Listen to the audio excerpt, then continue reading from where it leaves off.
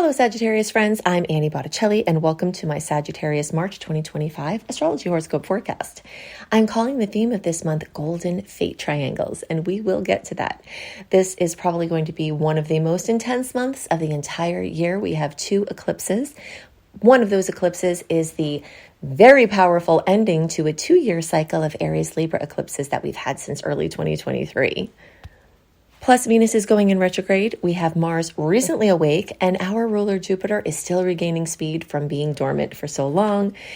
So we're going to talk about all of that. I want to get to the discussion of the Golden Fate Triangles, but first we've got some other things to discuss, especially involving these Pisces movements.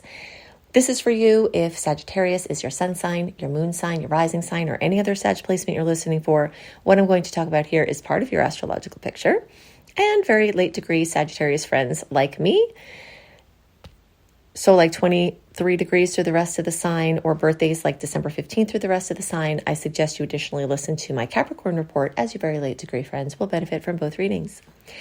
All right, so let's talk about the beast first, because most of what I want to talk about this month is supremely positive and exciting and energizing and, really, really, really good for Saggies. But we do have other things too. And those other things are 6 planets moving through Pisces. 2 of those planets are long-term. They've been there a while. It's not new news, but it is happening still.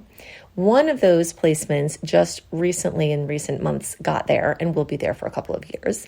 And then the other few are blowing through, but it's still 6 planets worth of water. And what does water do to fire?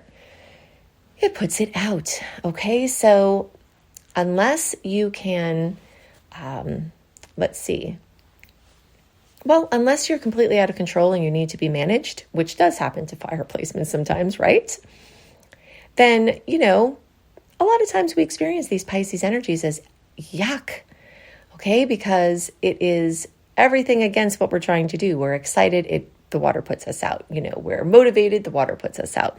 We're trying to move in our flow, and our emotion or other people's emotion takes us out of that flow. So you are going to see that, and that is going to be specifically focused on home and family, especially in housing. Something notable is going to occur in this sector in your life, maybe multiple notable things, people needing your attention, and, you're really just having to deal with that inner world. Now, of course, as I always say, we can make lemonade out of these things, and not all of it has to be annoying. Some of it is definitely going to be annoying, but it is a chance to have very heart-centered connections with people close to us and with others. It is a chance to activate our intuition and to work with our subconscious mind in new and wonderful ways. It can activate the dream state and can help us work more readily with our dreams and our subconscious minds. And all of these are very, very positive and very wonderful. And even though they go against the grain of Sagittarius, they still can be a wonderful, pleasant, very important part of life that we can very, very much enjoy. So you will see that flip side to this energy as well. But in many cases, it's still going to be dogging you. And in many cases, your home and family and housing are still going to need attention. Look out for water where it shouldn't be. Look out for pipes bursting. Look out, this would be a good time to investigate or schedule appointments for people to look at things that could become problems in those areas. That's good use of the energy, but this is definitely going to be going on. But fortunately, very quickly, it starts to shift. We do start the month out with Venus already in Aries. Mercury will get there very quickly. The sun will take a few weeks to get there, but we'll join the Aries party. And we do have Chiron and Eris, long-term planets still there in Aries, and then, a bunch of short-term energy. And these energies, along with the eclipse on March 29th, that is at 9 degrees of Aries, are going to be what forms our Golden Fate Triangles. Now, specifically, the energy of fate is activated by eclipses. Eclipses happen on the ecliptic, and the ecliptic has to do with our karma and our dharma. So you're going to see a chance for karma to evaporate very, very, very quickly. You're going to see an opportunity for old ways of being that were stagnant, even lifetimes or prior, to just disappear as problems, where you move along on a new path. And that is very, very exciting. That is, not just exciting for this month, but for the magnitude of, the rest of the time to come. So Aries energy has to do with your individual autonomy, what makes you flow, what sets you on fire, and there will be a lot of that. Now, starting in 2023, there was an increased chance for this story of me versus we, as I like to call it, you versus other people, your needs versus other people's needs, your expectation and dreams versus other people's expectations and dreams, obligations, responsibilities, all of these things. So you've gone through a 2-year cycle where a lot of that's been shifting back and forth. You've had to take on more because other people can't. You've had an opportunity to do more because of things other people have given you. You've had more of a chance to develop your own authentic voice. And you're finding new and unique ways of expressing yourself that can bring you great joy. And so all of these Aries placements actually move through their fire signs, and they move through the firehouse of Leo for Sag. So that's triple fire energy that's being activated here. So Leo has to do with your creative expression. It has to do with children and romance and dating and love and, your creative babies, not just your human babies, your hobbies and your bucket list projects, just anything that really sets you ablaze is what's happening now. So you're going to see all of these little fate triangles as these 120-degree angles are made. A trine is what's happening. It's a 120-degree angle with all of those fire placements. A trine is being made with your Sagittarius placements. And the shape of the trine is embodied by a triangle. Okay, so that's part of the way that the energy of triangle is going to come in. But you may also see a cooperation between you and 2 other people. Things that are going on between you and not just one other party, but somebody else can bring about some sort of renaissance or some sort of new collaboration or new chapter in ways that are, really exciting. At the same time as this is going on, Jupiter, our ruler, who was sleepy in the last quarter of 2024 and until February of this year, kind of made things less optimistic, less exciting, more boring, less inspired, less motivating. And now that not only Jupiter is awake, but Mars is awake, which is ruled by Aries, which all of these planets are moving through, this is really a big wake-up time. It's a time for moving forward. And Jupiter is now reactivating your relationship sector. So new relationships, new business contacts, going further in the relationships that you have, a deepening of the relationships that you're in, and just meeting a lot more people and having a lot more, people in your circle is all of what Jupiter's about. And it can also expand the ways that people are helping you and that you're helping others. So, you will see a lot of this collaboration that goes on, not just from the first levels of things I was talking about with the triangles, but also because Jupiter, in your 7th house from May 2024 until June 2025 is really activating that space. And a lot of the things from those Aries energies, and particularly from the Aries eclipse, is going to feel fated.